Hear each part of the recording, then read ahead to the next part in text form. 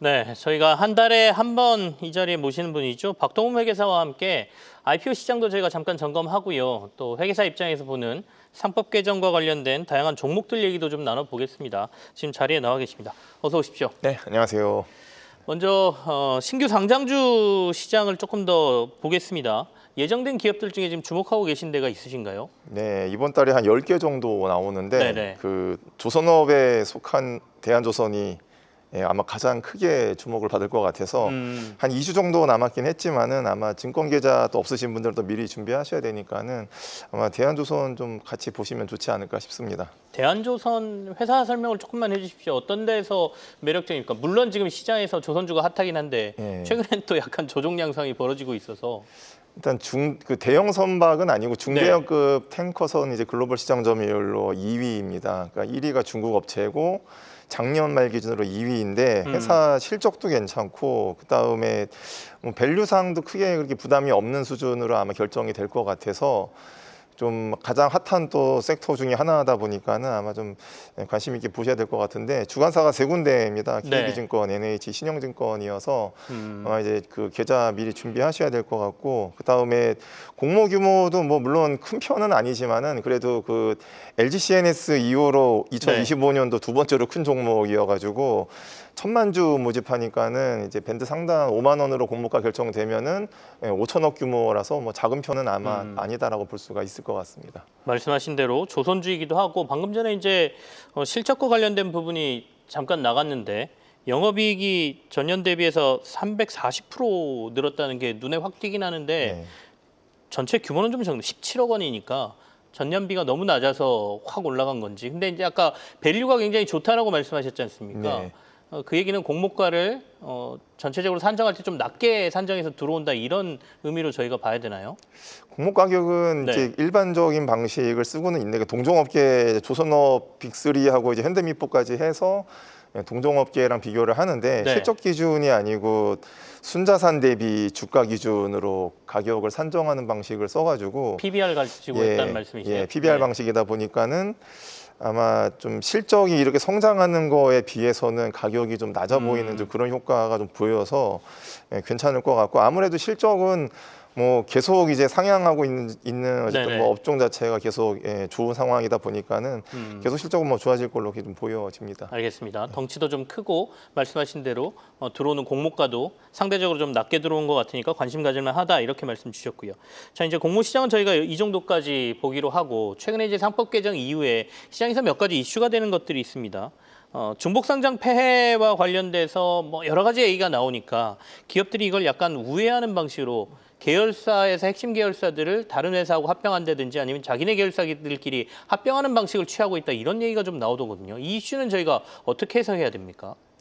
일단은 지금 네. 공시된 것만 보면은 지금 코오롱 글로벌이 그 비상장 계열사 두 개사랑 이제 합병하는 걸로 7월 1일 날 공시를 했었고, 네네.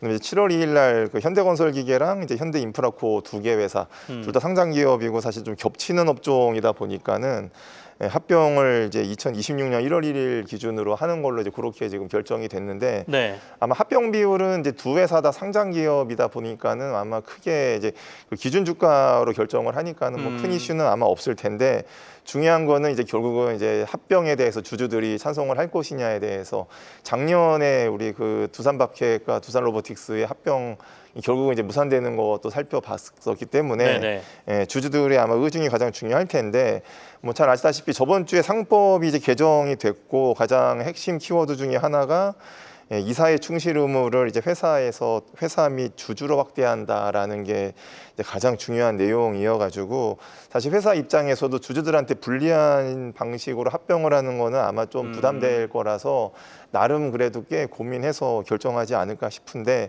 그래도 아무래도 뭐 가장 중요한 것도 주주들의 네. 의중이니까는 좀 지켜봐야 될 것 같습니다.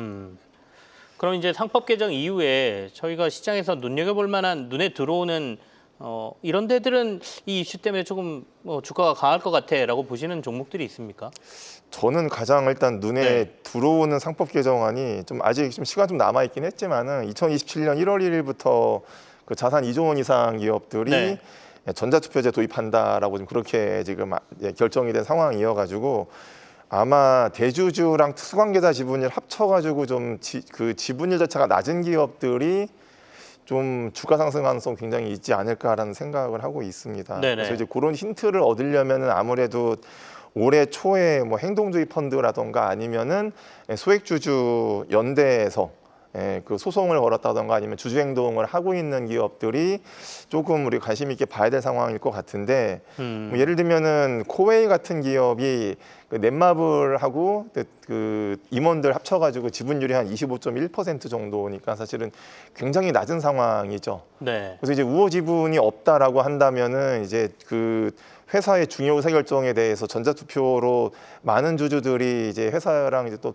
다른 방향으로 결정을 한다면은 이제 회사 입장에서는 결국은 이제 대주주 입장에서는 지분을 늘려야 되는 상황이 될 거고 그러면은 주가도 상승 가능성이 굉장히 높아 보이는 이제 이런 상황으로 예상할 수가 있는데 네. 그래서 예를 들면은 뭐 KTNG도 그렇고 이마트도 그렇고 작년에 뭐 행동주의 아주 올해 초에 이제 행동주의 펀드라던가 소액주주 연대에서 이제 결국은 이제 주주 행동을 하면서 많이 좀 이슈가 됐었는데 세계 회사들 보면은 지분율이 좀 굉장히 좀 낮은 편이어가지고 네네. 언제든지 뭐 행동주의 펀드의 행동뿐만이 아니고 뭐 사실 좀 뭐 지켜봐야 되겠죠. 네네. 예전에 뭐 적대적 인수합병 뭐 이런 것도 된 적도 있었던 상황이다 보니까는 관심을 좀 둘만하다. 그렇습니다. 관심을 좀 가져야 되지 않을까 싶습니다. 아까 말씀하신 이제 2조 원 이상 자산 규모를 가지면 2027년 1월 1일부터는 전자투표가 의무화된다라는 얘기고 그 전까지 이제 지분율을 확 높여놓지 않거나 또는 주주들에게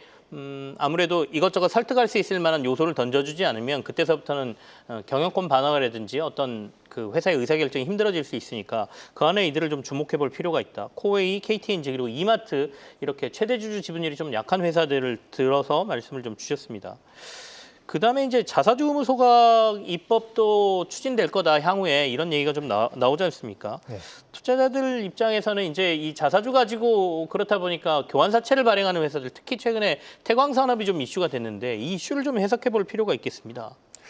그 태광산업이 보유하고 있는 자사주가 네. 전체 발행 주식수의 한 24% 이상이니까는 사실은 꽤 이게 비중이 되는 상황인데 사실은 태광산업만큼 재무 구조가 좋은 회사도 없습니다. 이게 그 업종 자체가 뭐 지금은 사양산업이라고 얘기는 하지만은 한때는 그래도 그 섬유하고 케이블 방송으로 꽤 많은 이제 돈을 벌어놓은 회사다 보니까는 굳이 채권 발행해가지고 자본 조달을 3,186억씩 할 필요가 있을까라는 생각이 좀 드는데 지금 현재도 회사에 뭐 현금이라든지 자산이 많다 이런 말씀이시죠? 예, 지금 뭐 1분기 기준으로 추정해 보면은 네. 지금 화면에 나오는 게 사실 뭐 순금융 자산 대략 추정해 보면은 한 1조 6천억 정도인데 보유하고 있는 투자 부동산이 공정 가치가 1조 원이 넘고 그 다음에 5월 달에 그 회사가 가지고 있는 그 네. SK 브로드밴드 주식을 SK텔레콤에 매각하면서 네.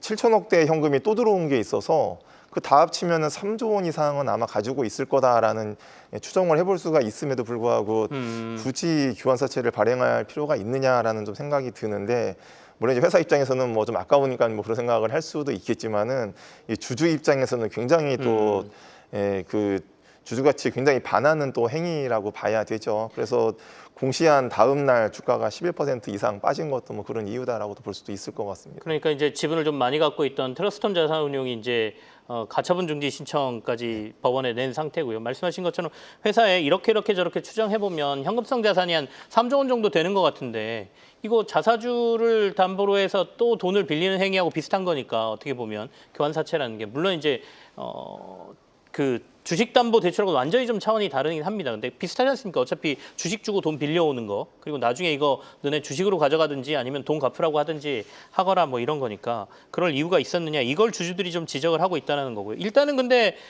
지금 현재 뭐 금융당국이나 이런 데 제지를 좀 받은 거 아닌가요? 그렇죠. 이게 교환사채를 발행을 하면서 이게 사모 방식이다 보니까는 결국은 이제 인수자에 대한 명기를 해야 되는데 처음 공시할 때 이제 그거 명시가 안 되어 있어가지고 이제 금융감독원에서 정정 공시를 요구를 했었죠. 그래서 정정 공시 하고 나서 봤더니 그 한국투자증권에서 인수할 거다라고 이렇게 표시는 해놨는데 또 이제 주석상으로 뭐 처분 상대방의 내부 절차가 진행 중이다. 그래서 이렇게 좀 불확실하게 공시를 하다 보니 결국은 이제 한국거래소에서 태광산업한테 이제 불성시 공시법인 지정까지 지금 예고한 상황으로 그렇게 알려져 있는데 네. 그래서 아마 이게 그 자사주 소각에 대한 이제 법제화가 되기 전에 좀 빨리 움직인 게 아닌가 싶을 정도로 조금 엉성한 면이 조금 있는데 이 자사주를 가지고 있는 기업들이 사실은 그 주주가치 제고에 반하면서 현금화 시키려면 가장 쉬운 방법이 그 빨리 할 수 있는 방법은 사실 시장을 통해서 그냥 바로 매도하는 게 제일 쉬운 방법이긴 하는데 네네. 그러면은 이제 주주들한테 굉장히 안 좋은 시그널을 줄 거고 실제로 뭐 헥토 파이낸셜이라는 회사가 그 자사주를 시간에 대량 매도 형식으로 이제 처분을 하면서 다음 날 주가가 11% 넘게 빠지는 이제 그런 또 현상도 있었고 다행히 이제 저 회사 같은 경우에는 스테이블 코인 또 이슈가 있다 보니까는 어느 정도 회복은 됐지만은 좋지 않은 또 그 사례를 남겼다라고 볼 수도 있을 것 같고 그래서 많은 기업들이 이제 그 자사주 가지고서 좀 네. 경영권 방어를 좀 많이 했었는데 이게 또 이제 경영권 방어에 또 문제가 될 수 있으면은 아마 특수관계자한테 또 매도할 수도 있는 이제 그런 상황도 올 수가 있지만은 이게 또 너무 저가나 고가로 팔게 되면은 네네. 또 이제 과세 이슈도 생기다 보니까는 가장 쉬운 방법이 아마 교환사채 발행해가지고 그 채권자들한테 결국은 이제 자사주를 좀 떠넘기는 방식이죠. 그러면은 좀 티도 좀 덜 날 수 있고 부드럽게 좀 현금화 시킬 수 있는 이제 그런 방법인데 어떻게 하던 간에 결국은 다 이제 주주 입장에서 봤을 때는 주주 가치에 좀 손상을 입힐 수 있다 그렇게 또 해석을 할 수 있을 겁니다. 그럼 앞으로는 어떻게 보십니까? 태광산업은 이 교환사채 발행 여기서 이제 중단할까요? 아니면 계속 뭔가 변화를 추구하면서 실행을 할 걸로 보십니까? 아마 그 4대 주주가 또 그렇게 제동을 건 거 봐서는 쉽지는 않은 상황으로 좀 보여지는데 그리고 이제 어느 정도 이제 재무적인 내용도 다 확인된 상황에서 네네. 굳이 그렇게 채권 발행할 필요가 있을 거냐라는 아마 좀 공격은 받지 않을까 싶습니다. 알겠습니다. 태광산업은 어쨌든 오늘은 5%대 주가 상승이 나옵니다. 이제 EB 발행한다고 한 이후에 교환사채 발행한다는 이슈가 좀 커지고 이런저런 공방이 오가면서 주가가 좀 빠지고 있었거든요. 근데 감독 당국의 제지도 있었고 뭐 여러 가지 문제가 생기면서 주주들 입장에서는 야 이거 교환사채 발행 못하겠구나라고 판단하는 것 같기도 하고요.